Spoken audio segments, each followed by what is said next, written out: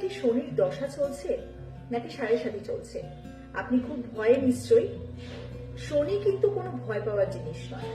আপনাদের সবাইকে প্রতিনিয়ত healing astro Helio life aware করে চলেছে যে যে কোনো গ্রহ খারাপ হয় না, বা যে কোনো হরোস্কোপও খারাপ হয় না।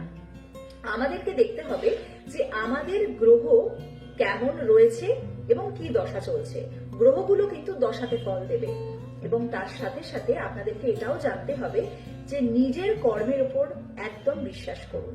শনি কর্মফল দাতা, ডিসিপ্লিনের কারক, ন্যায়নীতি নিষ্ঠার কারক, এবং আপনি যদি নিজের কর্মটাকে ঠিক করে চলেন তাহলে কিন্তু সাড়ে সাথীতে কোনো প্রবলেম আসবে না। এবং তার সাথে সাথে একটা কথা বলে যাচ্ছি, আপনারা যদি মনে করছেন যে শনির প্রভাবটা খুব বেশি হয়ে গেছে লাইফে, হনুমান চালিসা ডেইলি পাঠ করুন, হনুমান চালিসা শুনুন, হনুমান মন্দিরে আপনারা ভিজিট করতে পারেন। এটা একটা খুব সরল উপায় যেটা সবাই করতে পারে। এবং তার সাথে সাথে সাতমুখী রুদ্রাক্ষ অথবা এমিথিস্ট, এটা কিন্তু আপনারা ধারণ করলে এটা শনির রত্ন এবং এটার কোনো সাইড এফেক্ট হয় না।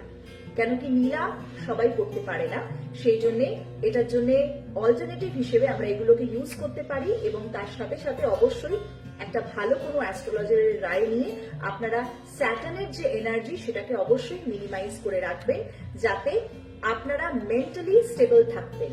তার কারণ আমরা যদি আমাদের মাইন্ডটাকে স্টেবল করতে পারি, মাইন্ডটাকে খুশি করতে পারি, আমাদের বডি কিন্তু মাইন্ড দ্বারাই কিন্তু পরিচালিত, তাহলে আমরা যেটা ডাইরেকশন পাবো মাইন্ড থেকে, ব্রেন থেকে, সেটাই কিন্তু আমরা করব।